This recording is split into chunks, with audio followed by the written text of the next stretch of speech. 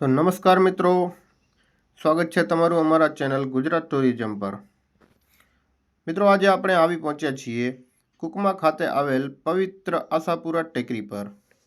જો તમે ભક્તિ અને કુદરત પ્રેમી હો તો આ જગ્યા તમારા દિલને સ્પર્શ કરશે।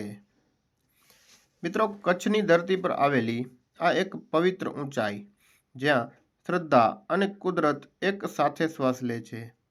મિત્રો, આ છે આશાપુરા ટેકરી, કુકમા કચ્છ ખાતે આવેલ। મિત્રો, અહીં સુધી પહોંચવાનો રસ્તો ખૂબ જ સરસ છે।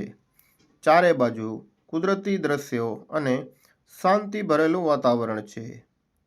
ટેકરીની નજીક પહોંચતા જ એક અલગ જ એનર્જી અનુભવાય છે। મિત્રો, આ જગ્યા ભુજથી 18 કિલોમીટર દૂર છે અને અંજારથી 29 કિલોમીટર જેટલી દૂર છે। મિત્રો, આ સ્થળ શ્રદ્ધા, શાંતિ અને કુદરતી સૌંદર્ય માટે જાણીતું છે।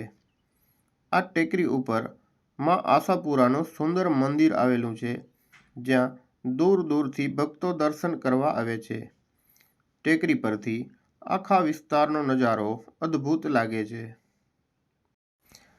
આ મંદિરે પહોંચવાનો રસ્તો ચઢાણવાળો છે, એટલે ઉપર જતા ગાડી ચલાવતી વખતે ખૂબ જ ધ્યાન રાખવું જરૂરી છે।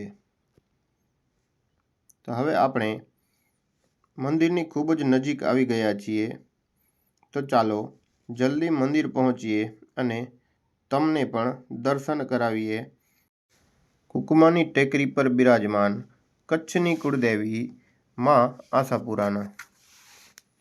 મિત્રો, આ પણ તમે જોઈ શકો છો, ડુંગરની ટોચ ઉપર ચડતા નીચેનો નજારો કેવો સુંદર મજાનો લાગી રહ્યો છે। ચારે બાજુ કુદરતી વાતાવરણ અને એકદમ શાંતિ છે। તો મિત્રો, હવે આપણે પહોંચી આવ્યા છીએ મંદિરની બાજુમાં, તો ચાલો આપણે ગાડી પાર્ક કરી અને દર્શન કરાવીએ તમને પણ માં આશાપુરાના।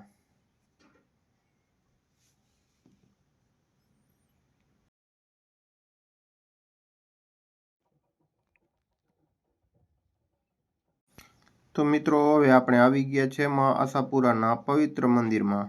અહીં આવતા જ મન શાંત થઈ જાય છે। મિત્રો, આ તમને ટેકરી ઉપરથી વ્યૂ બતાવું છું।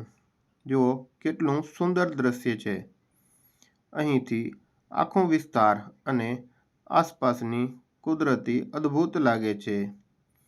સૂર્યાસ્ત સમયે તો અહીંનો નજારો સ્વર્ગ જેવો લાગે છે।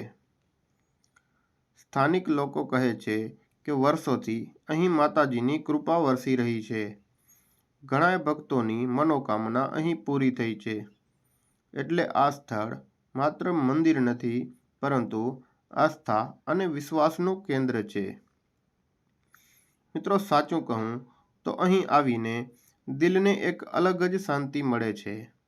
જો તમે જીવનમાં એકવાર અહીં આવશો તો ફરી આવવાનું મન થશે।